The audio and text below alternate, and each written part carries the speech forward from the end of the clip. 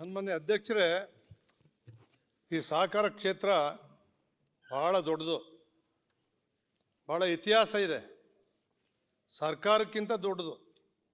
ಸರ್ಕಾರ ಮಾಡೋಕ್ಕಾಗದೇ ಇರ್ತಕ್ಕಂಥದ್ದನ್ನು ಸಹಕಾರ ಕ್ಷೇತ್ರ ಸಹಕಾರಿಗಳು ಮಾಡ್ತಾ ಇದ್ದಾರೆ.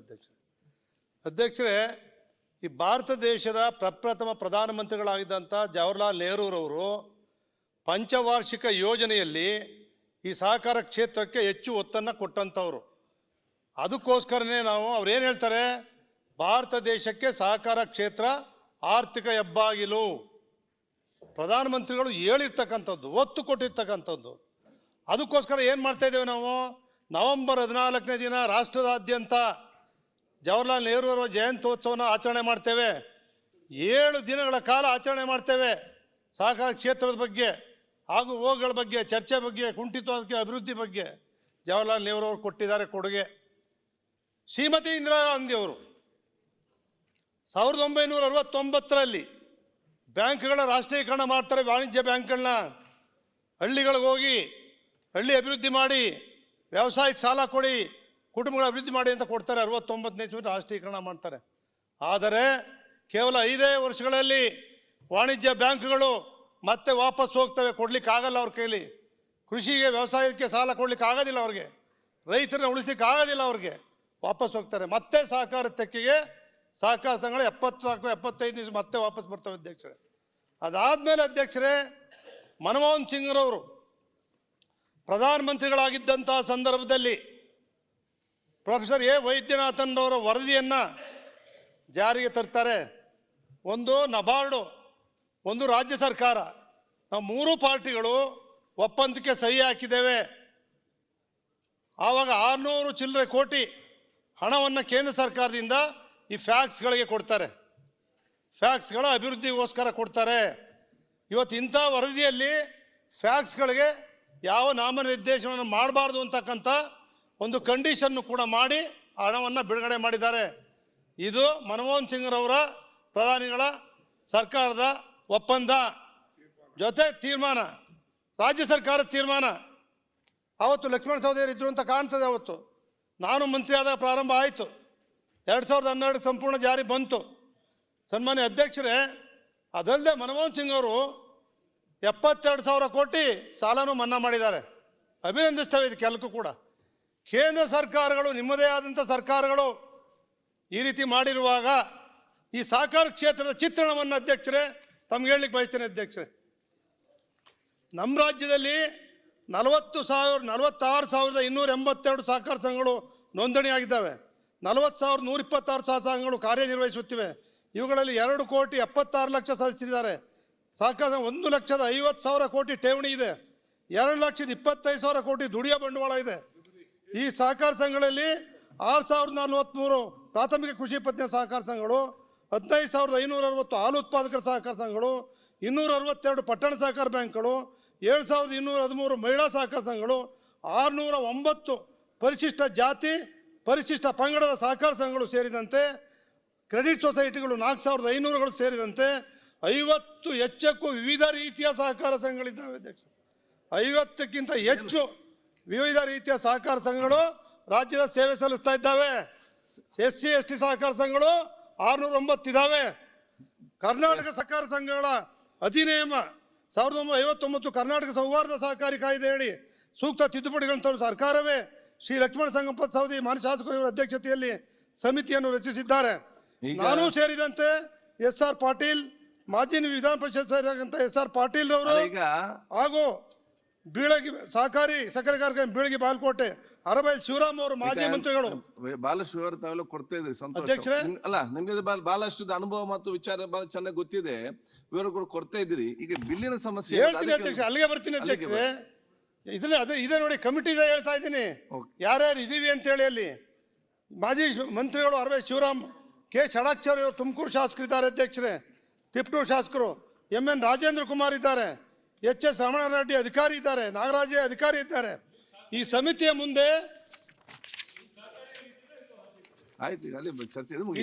ಮುಂದೆ ಚರ್ಚೆಗೆ ರಿಸರ್ವೇಷನ್ ಬಗ್ಗೆ ಬರಲೇ ಇಲ್ಲ.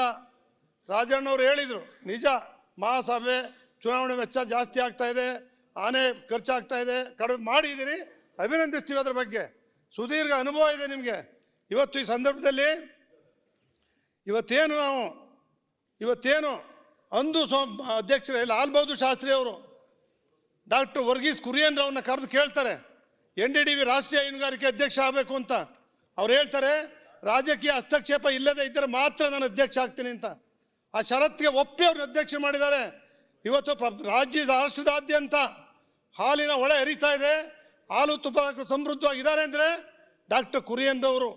ಇಂಥ ಒಂದು ಸಂದರ್ಭದಲ್ಲೂ ಕೂಡ ಹಸ್ತಕ್ಷೇಪ ಇಲ್ಲದೆ ಮಾಡ್ತಾ ಇದ್ದಾರೆ. ಉದಾಹರಣೆಗೆ ದಕ್ಷಿಣ ಕನ್ನಡ ಜಿಲ್ಲಾ ಸಹಕಾರ ಬ್ಯಾಂಕ್ 7,000 ಕೋಟಿ ಡಿಪಾಸಿಟ್ ಇದೆ. ಬೆಳಗಾಂ DCC ಬ್ಯಾಂಕ್ 5,000 ಕೋಟಿ ಡಿಪಾಸಿಟ್ ಇದೆ. ಬಾಗಲಕೋಟೆ 3,000 ಕೋಟಿ ಡಿಪಾಸಿಟ್ ಇದೆ ಅಧ್ಯಕ್ಷರೇ. ಈ ರೀತಿ ಠೇವಣಿ ಇರ್ತಕ್ಕಂಥ 5,000 ಕೋಟಿ, 7,000 ಕೋಟಿ, 3,000 ಕೋಟಿ ಇರ್ತಕ್ಕಂಥ ಡಿಪಾಸಿಟ್ ಇರ್ತಕ್ಕಂಥ ಬ್ಯಾಂಕ್ಗಳಲ್ಲಿ 10 ಲಕ್ಷ ಇಟ್ಬಿಟ್ಟು ನಮ್ಗೆ 3 ನಾಮಿನಿ ಆಗ್ತೀವಿ ಅಂತಿರಲ್ಲ ಸರ್ಕಾರ. ನ್ಯಾಯ ಅಧ್ಯಕ್ಷರೇ ನಮ್ಮ ರಾಜಣ್ಣವರು ಭಾಳ ಸುದೀರ್ಘ ಅನುಭವ, 40 ವರ್ಷ ಅನುಭವ. DC ಬ್ಯಾಂಕ್ ಅಧ್ಯಕ್ಷರು ಅವರೇ, ಅಪೆಕ್ಸ್ ಬ್ಯಾಂಕ್ ಅಧ್ಯಕ್ಷರು ಅವರೇ, ಇವತ್ತಿಗೂ ಇದ್ದಾರೆ. ನಾನು ಹೇಳ್ತೀನಿ, ಅವ್ರಲ್ಲೊಂದು ಬಯಸ್ತೀನಿ, ಸನ್ಮಾನ್ಯ ಸಚಿವರೇ, ತಮ್ಮಲ್ಲಿ ಒಂದು ಕೇಳ್ತೀನಿ ಅಪೀಲು. ನಿಮ್ಮ ಬ್ಯಾಂಕಲ್ಲಿ ನೀವು DC ಇಲಾಖೆ ಅಧಿಕಾರಿನ MD ಮಾಡಿದ್ದೀರಾ ಇವತ್ತು ಗಂಟ? ಇಲ್ಲ. ಅವರ ಬ್ಯಾಂಕ್ನವ್ರನ್ನೇ ಪ್ರಮೋಷನ್ ಕೊಟ್ಟು ವ್ಯವಸ್ಥಾಪಕ ನಿರ್ದೇಶನ ಮಾಡ್ಕೊಂಡಿದ್ದೀರಿ. ಆಯಿತು, ಇದೇ ST ಸೋಮಶೇಖರ್ ಇಲ್ಲ ಅವರೇ 10 ಲಕ್ಷ ತಗೊಳ್ಳಿ ಅಂದಾಗ ಬ್ಯಾಂಕ್ ಶೇರ್ ತಗೊಂಡಿದ್ದೀರಾ? ಇವತ್ತು ಗಂಟೆ 10 ಲಕ್ಷ ಶೇರ್ ನೀವು ತಗೊಂಡಿಲ್ಲ. ನೀವೇ ತಗೊಳ್ಳಿಲ್ಲ ಇರುವಾಗ ನೀವೇ ಸಹಕಾರ ಮಂತ್ರಿಗಳು ಎಲ್ಲದಕ್ಕೂ 10 ಲಕ್ಷ ಕೊಟ್ಟು ನಾಮಿನೇಷನ್ ಆಗ್ತಕ್ಕಂಥದ್ದು ನೀವೆಲ್ಲ ಆಗ್ತಾ ಇರೋದು ಗೊತ್ತು ನಮಗೆ, ಯಾರು ಹಾಕಿಸ್ತಾ ಇದ್ದಾರೆ ಅಂತೇಳಿ ಹೇಳ್ತೀನಿ. ಆಮೇಲೆ ಅದನ್ನು ಅಧ್ಯಕ್ಷರೇ, ಈ ರೀತಿ ಒಬ್ಬರು ಕಣ್ಣಿಗೆ ಬೆಣ್ಣೆ, ಒಬ್ಬರು ಕಣ್ಣು ಸುಣ್ಣ ಅಧ್ಯಕ್ಷರಿಗೆ ಗೊತ್ತಾಗಲಿ ಅಧ್ಯಕ್ಷರೇ. ಸಹಕಾರಿಗಳಿಗೆ ಓಪನ್ ಆಗಿ ಹೇಳಿ, ಸಹಕಾರ ಸಚಿವರು ಆಗ್ತಾರೋ ಬೇರೆ ಯಾರು ಆಗ್ತಾರೋ ಅಂತ. ಅದು ಹೇಗೆ ಮುಚ್ಚಿಡ್ತಾ ಇದೀರಿ? ಅದು ಮುಚ್ಚಿಡಲ್ಲ, ಯಾರನ್ನ ಟಾರ್ಗೆಟ್ ಮಾಡ್ತಿದ್ದಾರೆ ಅದನ್ನಾರು ಹೇಳಿ. ಹೇಳ್ಬಿಡ್ತೀನಿ ಸೋಮಣ್ಣ, ಸ್ವಲ್ಪ ನಿಧಾನಕ್ಕೆ ಬರ್ತೀನಿ, ಹೇಳ್ತೀನಿ. ಇಲ್ಲಿ ನಮ್ಮ HK ಪಾಟೀಲ್ ಅವರು ಕಾನೂನು ಮಂತ್ರಿಗಳಿದ್ದಾರೆ, KH ಪಾಟೀಲ್ ಸಹಕಾರಿ ಭೀಷ್ಮ ಗದಗಿನ ಹುಲಿ, ಅವ್ರು ಹೊಟ್ಟೆ ಇರ್ತಾರೆ. HK ಪಾಟೀಲ್ ಕಾನೂನು ಸಚಿವರು. ಸ್ವಾಮಿ ನೀವೇನು ಮಾಡ್ತೀರಿ ನೋಡಿ, ನಿಮ್ಮಿಂದ ಶಿವಾನಂದ ಪಾಟೀಲ್ ಸ್ವಾಮಿ ಸಹಕಾರ ದಿಗ್ಗಜರು ನೀವು ಇದ್ದೀರಿ, ಹಿಂದ್ಗಡೆ ರಾಜಣ್ಣವರು ನೀವಿದ್ದು ಕ್ಯಾಬಿನೆಟ್ಟಲ್ಲಿ ನೀವೇ ಇರ್ಬೇಕನೇ ಅಂದರೆ ಸಿದ್ದರಾಮಯ್ಯನವರು ನೀವೇ ಇರ್ಬೇಕನೇ ಅಂದಟ್ಟಿಗೆ ಬಾಯಿ ಮುಚ್ಚಿಬಿಟ್ಟು ಅವ್ರು ಹೇಳಿದ್ ಸೈನ್ ಹಾಕಿ ಈ ತಿರಿ ಕಾನೂನು ತತ್ತಿರಲ್ಲ. ಈಗ ಬಿಲ್ ಚೇಂಜ್ ಮಾಡಬೇಕು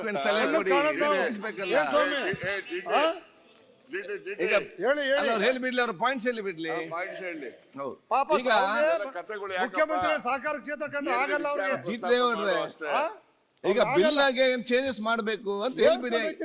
ಆಯ್ತು, ಯಾಕೆ ಬೇರೆಯವರೆಲ್ಲರೂ ಕೂಡ ಮಾತಾಡ್ಬೇಕು.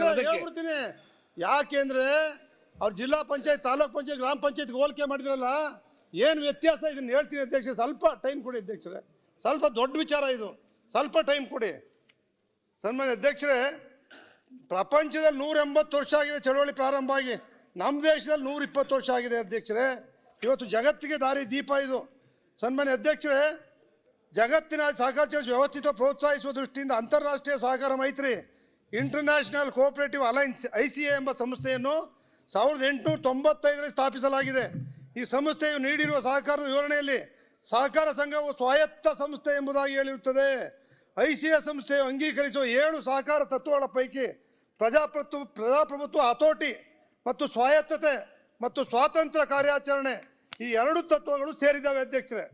ಈ ತತ್ವಗಳು ಸಹಕಾರದ ಗುಣಲಕ್ಷಣಗಳಾಗಿದ್ದು ಸಂಘಗಳು ಅನುಸರಿಸಬೇಕಾದ ಮಾರ್ಗಸೂಚಿಗಳು, ನೀತಿ ಸಂಹಿತೆಗಳಾಗಿರುತ್ತವೆ. ಅಂತಾರಾಷ್ಟ್ರೀಯ ಸಹಕಾರ ಮೈತ್ರಿ ICA ಕೊಟ್ಟಿರುವ ಸಹಕಾರ ಸಂಘದ ವ್ಯಾಖ್ಯೆಯೂ ಕೂಡ ಈ ರೀತಿ ಇದೆ.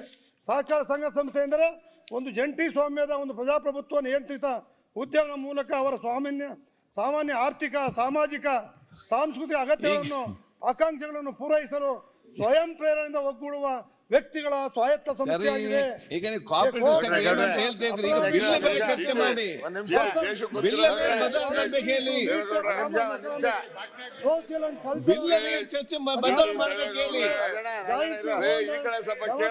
ಕಂಟ್ರೋಲ್ ಎಂಟರ್ಪ್ರೈಸ್ ಬಿಲ್ಲಿನಲ್ಲಿ ಏನು ಬದಲಾವಣೆ ಬೆಳಿಗ್ಗೆ ಎದ್ರೆ ಓದ್ತಾನೆ ಇರ್ತೀಯ, ಎಲ್ಲಾರು ತಿಳ್ಕೊಂಡಿದ್ದಾರೆ. ಈ ಬಿಲ್ಲಿನ ಬಗ್ಗೆ ಅದಕ್ಕೆ ಬರ್ತಾ ಇದೀನಿ. ಹೇಳು. ಅಲ್ಲಿ ಬರ್ಲಿಲ್ಲ ಇನ್ನು ಕೂಡ ಅದಕ್ಕೆ ಹೊತ್ತು ಬರ್ತಾ ಇದ್ದಲ್ಲ ಈಗ. ಬಿಲ್ಲಿನ ಬಗ್ಗೆ ತಾವು ಹೇಳ್ಬೇಕು ಹಿರಿಯರು. ಅಧ್ಯಕ್ಷರೇ, ನೀನೇ ಪ್ರಿಂಟ್ ಮಾಡಿ ಅವ್ರು ಎಲ್ಲಾರ್ಗೂ ಹೇಳ್ತಾ ಹಂಚ್ತಾ ಇರೋದು- ಇರ್ತೀವಿ. ದೇವೇಗೌಡ್ರೆ ಜಿ ಟಿ ದೇವೇಗೌಡರು ಹೇಳ್ತಾ ಇರೋದು ಸಹಕಾರ ಸಂಸ್ಥೆಗಳು ಎಷ್ಟು ಬಲಿಷ್ಠ ಆಗಿತ್ತು ಹೌದು. ಈಗೇನ್ ವೀಕ್ ಮಾಡ್ತಿದ್ದಾರೆ ಅಂತಕ್ಕಂಥದ್ದನ್ನ ಡೀಟೇಲ್ಸ್ ಆಗಿ ಹೇಳ್ತಾರೆ. ಯಾಕೆ ಇಲ್ಲ, weak ಇಲ್ಲ, ಆಗ್ತಿದೆ? ಇಲ್ಲ. Point and change ಮಾಡ್ಬೇಕಂತ ಹೇಳಿ ಅಲ್ಲ. ಹೆಂಗಿತ್ತು ಬಲಿಷ್ಠ ಅದಕ್ಕೆ ಈಗ ಇನ್ನೊಂದ್ಸಲ weak ಆಗ್ತಾ ಇದೆ. ತತ್ವ ಅದು ಅನುಸರಿಸಿದ್ರೆ ಅರ್ಥವಾಯ್ತು. ಕಾನೂನೇ ಬೇಕಾಗಿರ್ಲಿಲ್ಲ. ಆ? ಯಾ ಆ ಅಧ್ಯಕ್ಷ ತತ್ವ ಒಂದ್ ನಿಮಿಷ ಅನುಸರಿಸಿದ್ರೆ ಕಾನೂನೇ ಬೇಕಾಗಿರ್ಲಿಲ್ಲ. ನೋಡ್ರ ಸ್ವಲ್ಪ ಹಿಂದಾಗ್ತೀರಾ ಹೇಳಿದ್ರಲ್ಲ ನೀವೇ ಈಗ. ನೀನು ಸರಿಯೇ. ಸರ್ಕಾರದ ಆಂದೋಲನ ಅಲ್ಲ ಜನಾಂದೋಲನ ಅಂತ. ಸೋಮಶೇಖರ್ ಒಂದ್ ನಿಮಿಷ. ಜನಾಂದೋಲನ ಹೆಂಗಿದೆ ಅಂತ ಜಿ ಟಿ ಅವರು ಹೇಳ್ತಿದ್ದಾರೆ. ಸೋಮಶೇಖರ್ ಆಯ್ತಪ್ಪ ಮಾತಾಡಿ. ಆಯ್ತು. ಅದು ಜೀಟಿ ಮುಗಿಸ್ಲಿ. ಶರಕ್ಷ ಅವರು ಬೇಡ ಮಾತಾಡ್ಲಿ. ಒಂದ್ ನಿಮಿಷ ಈಗ ನಾವು ಆಯ್ತು, ಕೊನೆ ಈಗ conclude ಮಾಡ್ತೀನಿ. ಬಿಲ್ ತಂದಿರ್ತಕ್ಕಂಥದ್ದು ಈ ಕ್ಷೇತ್ರದಲ್ಲಿ ಸುಧಾರಣೆ ತರಲಿಕ್ಕೆ ಆಯ್ತು ಈಗ ಇವರು ಸದಸ್ಯರಿದ್ದಾರೆ, ನಮ್ಮ ಇದರಲ್ಲಿ ಇವರು ಸದಸ್ಯರಿದ್ದಾರೆ. ಕೆಲವನ್ನೆಲ್ಲ ಒಳ್ಳೇದನ್ನ ನಾವು ಒಪ್ಕೊಂಡಿದ್ದೀವಿ. ಈಗ ಅವ್ರು ಹೇಳ್ತಕ್ಕಂಥದ್ದು ಏನಿದೆ ಇದರಲ್ಲಿ ತಪ್ಪು ಅಂತಕ್ಕಂಥದ್ದು ಹೇಳಿದ್ರೆ ಅದನ್ನ ಅಷ್ಟೇ, ಏನ್ ಸರಿಪಡಿಸಲಿಕ್ಕೆ ತಪ್ಪಿದೆ ಸರ್ಕಾರ ಅದನ್ನ ಸರಿಪಡಿಸುವ. ಅದಕ್ಕೆ ಚಿಂತೆ ಮಾಡ್ಬೋದು, ಬದಲಾವಣೆ ಮಾಡ್ಬೋದು ಏನ್ ಮಾಡಕ್ಕಾಗ್ತದೆ? ಯಾರಿಗೂ ಇಷ್ಟ ಇಲ್ಲ. ಈಗ ಅದನ್ನೇ ಕೆಲವೆಲ್ಲ conclude ನೀವೇ ಮಾಡ್ತೀನಿ. ಒಪ್ಕೊಂಡಿದ್ದೀರಿ, ಸರಿ ಇದೆ ಅಷ್ಟೇ ಇದೆಲ್ಲ ಇದು conclude ಸರಿ ಇದೆ ಅಂತ. ಆಯ್ತು, ಅದನ್ನ ಅಲ್ಲಿ ಒಪ್ಕೊಳ್ಳಿ. ಏನ್ ಬದಲಾವಣೆ ಯಾವ್ದು ಸರಿ ತರ್ಬೇಕು ಇದೆ ಹೇಳಿ. ಹೇಳಿ. ಎಲ್ಲರೂ ಕೂಡ ಮಾತಾಡ್ಬೇಕಲ್ಲ. ಇಂಥದೆಲ್ಲ ಬದಲಾವಣೆ ಮಾಡಿ ಅಂತ ಹೇಳಿ. ಕ್ಷಣಾಕ್ಷರೇ. ನೀವ್ ಹೇಳಿದ್ರಿ ಈಗ ಸಹಕಾರ ಕ್ಷೇತ್ರದಲ್ಲಿ ತಾಳಪ್ಪ, ಸುಧಾರಣೆ ನೀನು ತರಬೇಕು ಕಾನ್ಕಾರ್ಡ್ ಅಂತ. ಬ್ಯಾಂಕ್ ಅಧ್ಯಕ್ಷ, ಕಾನ್ಕಾರ್ಡ್ ಬ್ಯಾಂಕ್ ಅಧ್ಯಕ್ಷ, ಸನ್ಮಾನ್ಯ ಅಧ್ಯಕ್ಷರೇ. ಆಯ್ತು, ಅವ್ರ ಅಭಿಪ್ರಾಯ ಹೇಳ್ತಾರೆ. ಹೌದು. ಒಬ್ಬರು ಹೇಳ್ಬೋದಲ್ಲ. ಈಗ ನೀವು ನಾವು ಚರ್ಚೆ ಕಷ್ಟ ಮಾಡ್ಬೇಡಿ. ನಾನು ಹಿರಿಯ ಸಹಕಾರಿ ಷಡಕ್ಷ ಅವರೇ, ಈಗ ಎಷ್ಟು ಜನ ಸೋಮಶೇಖರ್ ಸತ್ತಿದ್ದಾರೆ? ನೀವು ಆ ಕಡೆ ನಿಮ್ ಚರ್ಚೆ ಕಾನ್ಕಾರ್ಡ್ ಬ್ಯಾಂಕ್ ಮಾಡ್ಬೇಡಿ. ಉಳಿಬೇಕು ಹೇಳಿ, ಅದನ್ನ ಹೇಳಿ. ಆಯ್ತು ಷಡಕ್ಷ ಏನ್ ಆಗ್ಬೇಕು ಅನ್ನೋದು ಹೇಳಿ ಅಂತ ಹೇಳ್ತೀನಿ. ಷಡಕ್ಷರೇ ಅವ್ರೆ. ನಾನು ವಿರೋಧ ಮಾಡ್ತಿಲ್ಲ ರೀ. ನೀವು ಈ- ಪರವಾಗಿಲ್ಲ, ಅದನ್ನ ಹೇಳಿ. ಇದರಲ್ಲಿ ಯಾವ್ದು ಅದನ್ನ ಹೇಳ್ರಿ. ನಿಲ್ಸಿ ಮತ್ತೆ ನಮ್ಮ ಪರ ಇದ್ಮೇಲೆ ಹೇಳಿ ನೋಡೋಣ. ಕಮಿಟಿಲಿ ಸಹಕಾರಿಗಳಿಗೆ ಇದ್ರೆ ಅದು- ಷಡಕ್ಷ ಅವರೇ, ಹರೀಶ್. ಹೇಳಿದೆ. ಹರೀಶ್ ಕೂತ್ಕೊಳ್ಳಿ, ಹರೀಶ್. ನಾನಷ್ಟಲ್ಲ ರೀ. ಅವರು ಕಮಿಟಿಲಿದ್ದಾರೆ. ಆಯ್ತು, ಅವ್ರು ಮಾತಾಡ್ಬೋದು ನೋಡು ಈಗ. ಇವಾಗ ಜೀತ ಹೇಳಿ. ಮುಗೀತಾ next? ಯಾವ್ದು ಮುಗೀತಾ? ಅವರು ಹೇಳ್ಬೋದಾಗಿತ್ತಲ್ವಾ? ಜೀತ ಹರೀಶ್, ಅವರೇ ಮಾಡ್ಬೇಕಾದ್ರೆ ಸಚಿವರು ಈಗ ಮಾಡ್ಬೇಕು. ಅದು ನಾನು ಹೇಳ್ತಕ್ಕಂಥದ್ದು ಇಷ್ಟೇ ಗೌಡ್ರೆ. ಯಾವ್ದು ಜೀತ ಮುಗೀತು. ಯಾವ್ದು ಸರಿ ಇದೆ ಒಪ್ಕೊಳ್ಳಿ. ಷಡಕ್ಷರ ಅವರೇ. ಯಾವ್ದನ್ನ ಬದಲಾವಣೆ ಮಾಡ್ಬೇಕು ಅನ್ನೋದು ಹೇಳಿ. ಆಯ್ತು, ಮಾತಾಡ್ಲಿ, ಅವ್ರು ಮುಗಿಸ್ಲಿ ಬೇಗ. ಮಾತಾಡ್ಬೇಕಾದ್ರೆ ಮೊದಲು ಬರ್ತಾರಲ್ಲ ಅವರು ಒಬ್ರು ಅಧ್ಯಕ್ಷರಾಗವ್ರೆ. ಷಡಕ್ಷ ನಮ್ಮ ಮಾತಾಡ್ಬೇಡಿ. ಹೇಳ್ತಿಲ್ಲಪ್ಪ. ಅದೇ ರೀತಿ ಬೇರೆ ಇಲ್ಲ ಅಂತ ಹೇಳ್ತಿಲ್ಲ. ನಾವು ಸಹಕಾರಿ ಆಯ್ತು, ನಾವು ಕ್ಷೇತ್ರದಲ್ಲಿ ಹೇಳ್ತಾರ ಏನ್ ಕೆಲವು ಸರಿ ಸುಧಾರಣೆ ತಪ್ಪಿದೆ ತರಬೇಕು ಹೇಳ್ಬಿಡಿ. ಅಂತ ಬದಲಾವಣೆ ಈ ಮಾಡ್ತಿದ್ದೀವಿ. ಬಿಲ್ ಯಾಕೆ ಅದ್ರಲ್ಲಿ ಯಾವ್ದು ಸರಿ ಇಲ್ಲ ಅಂತ ಸರಿ ಇದೆ ಹೇಳ್ಬಿಡಿ. ಹೇಳ್ಬಿಡಿ. ಹರೀಶ್, ನೀವು ಯಾಕೆ ಮಾತಾಡ್ತೀರಿ? ನೀವು ಯಾಕೆ ಮಾತಾಡ್ತೀರಿ? ಷಡಕ್ಷರ ಕೂತ್ಕೊಳ್ಳಿ ಮೇ. ಯಶ್ವಂತ್ ಕೂತ್ಕೊಂಡು ನೀವ್ ಯಾವಾಗ ಈಗ ಜೊತೆ ಬೇರೆಯವ್ರ ಮಾತಾಡ್ಲಿಕ್ಕಿದೆ. ಆಯ್ತಣ್ಣ ಹೇಳ್ತೀನಿ ಬಿಡೋಣ. ಆಯ್ತು ಬೇರೆಯವ್ರಿಗೆಲ್ಲ ಕೂಡ ಷಡಕ್ಷರ ಈಗ ಬೇರೆಯವರೆಲ್ಲ ಮಾತಾಡ್ಲಿಕ್ಕಿದೆ. ನೀವು ಆಯ್ತು, ಪಾಯಿಂಟ್ ಆಯ್ತು, ಹೇಳಿ, ಏನ್ ಅಧ್ಯಕ್ಷರೇ. ಬಿಲ್ ಚೇಂಜ್ ಮಾಡಬೇಕು ಹೇಳಿ. ಮತ್ತೆ ನಾವು ಡೈರೆಕ್ಟ್ ಪಾಸ್ ಮಾಡಬೇಕು. ಆಯ್ತು ಅಧ್ಯಕ್ಷರೇ, ಬೇಗ ಮುಗಿಸ್ತೀನಿ ಅಧ್ಯಕ್ಷರೇ, ಮುಗಿಸ್ತೀನಿ, ಕಂಕ್ಲೂಡ್ ಮಾಡ್ತೀನಿ. ಆಯ್ತು. ಕೇಳ್ತಾರೋ ಬಿಡ್ತಾರೋ ಆಯ್ತು, ಬೇರೆ ವಿಚಾರ. ಬರ್ಲಿ. ಅಧ್ಯಕ್ಷರೇ, ಸಹಕಾರ ಸಂಘಗಳಿಗೂ ಪಂಚಾಯತಿಗೂ ಏನು ವ್ಯತ್ಯಾಸ ಹೇಳ್ತೀನಿ. ಷೇರು ಬಂಡವಾಳವನ್ನು ನೀಡಿ ಸದಸ್ಯತ್ವ ಪಡಿತಕ್ಕದ್ದು. ಅಂಥ ಸದಸ್ಯರು ಮಾತ್ರ ಆಡಳಿತ ಮಂಡಳಿಯನ್ನು ಚುನಾಯಿಸುತ್ತಾರೆ. ಪಂಚಾಯತಿ ವ್ಯಾಪ್ತಿಯಲ್ಲಿರುವ ಎಲ್ಲ ಜನರು ಯಾವುದೇ ಬಂಡವಾಳ ನೀಡದೆ ಪ್ರಯೋಜನ ಪಡೆಯಲು ಅರ್ಹರಾಗಿರುತ್ತಾರೆ. ಸಹಕಾರ ಸಂಘಗಳ ನೌಕರರು ಸರ್ಕಾರದ ನೌಕರರಲ್ಲ, ಪಂಚಾಯಿತಿಯ ನೌಕರರು ಸರ್ಕಾರದ ನೌಕರರು ಎಂದು ಪರಿಗಣಿಸುತ್ತಾರೆ. ಸಹಕಾರ ಸಂಘದ ವ್ಯಾಪ್ತಿಯು ಹಳ್ಳಿಯಿಂದ ದಿಲ್ಲಿಯವರೆಗೆ ಇರಬಹುದು. ಪಂಚಾಯಿತಿ ವ್ಯಾಪ್ತಿಯು ಸೀಮಿತವಾಗಿರುತ್ತದೆ. ಸಹಕಾರ ಸಂಘವು ಸಂಪನ್ಮೂಲವನ್ನು ಕ್ರೋಢೀಕರಿಸಿ ಅದರ ವೆಚ್ಚವನ್ನು ತಾನೇ ಭರಿಸುತ್ತದೆ. ಪಂಚಾಯಿತಿಯ ತೆರಿಗೆಗಳನ್ನು ಸಂಗ್ರಹಿಸುವ ಅಧಿಕಾರವನ್ನು ಹೊಂದಿರುತ್ತದೆ. ಸರ್ಕಾರವು ಅನುದಾನವನ್ನು ಒದಗಿಸುತ್ತದೆ. ಸಹಕಾರ ಸಂಘವು ಆರ್ಥಿಕ ಸಂಸ್ಥೆಯಾಗಿ ತನ್ನದೇ ಬಂಡವಾಳದ ಮೂಲಕ ಕಾರ್ಯಚಟುವಟಿಕೆಗಳನ್ನು ಜರುಗಿಸುತ್ತದೆ. ಪಂಚಾಯಿತಿಯು ಸರ್ಕಾರದ ನಿರ್ದೇಶನದಂತೆ ಕೆಲಸ ನಿರ್ವಹಿಸುತ್ತದೆ. ಯಾವುದೇ ಸಹಕಾರ ಏನ್ ಮಾಡ್ಬೇಕು ಹೇಳಿ ಈಗ. ಕಾಯ್ದೆಯಡಿ ನೀವು ಏನು ಬಿಲ್ಲಲ್ಲಿ ಏನು ಬದಲಾವಣೆ ತರ್ಬೇಕು ಹೇಳಿ ಸಭಾಧ್ಯಕ್ಷ. ಕೊಡ್ತೀನಿ, ಆಯ್ತು, ಯಾವ್ದು ಸರಿ ಇಲ್ಲ ಅಂತ ಹೇಳಿ. ಅದೇ ಅಧ್ಯಕ್ಷರೇ, ಯಾವ್ದನ್ನ ಬದಲಾವಣೆ ಮಾಡ್ಬೇಕು? ಅವರು ಈ ರಿಸರ್ವೇಶನ್ ತರ್ತಾ ಇದ್ದಾರೆ. ಬನ್ನಿ, ಪಾಯಿಂಟ್ಗೆ ಬನ್ನಿ. ಅದನ್ನ ಹೇಳಿದ್ದು ಎಲ್ಲ 50ಕ್ಕೂ ಹೆಚ್ಚು ವಿವಿಧ ರೀತಿಯ ಸಹಕಾರ ಸಂಘಗಳು ಇರೋದ್ರಿಂದ ಓಕೆ, SC ST ಅವ್ರಿಗೂ ಯಾವ್ದು ಬೇಡ ಹೇಳ್ರಿ. ಓಕೆ. ಇದರಲ್ಲಿ ಈಗ ತಂದಿರ್ತಕ್ಕಂಥ ಹಾಲಿ ರಿಸರ್ವೇಶನ್ ಇರೋದ್ರಿಂದ Okay. SC ST OB ಮಹಿಳಾ ಹಾಲಿ ಇದಾವೆ.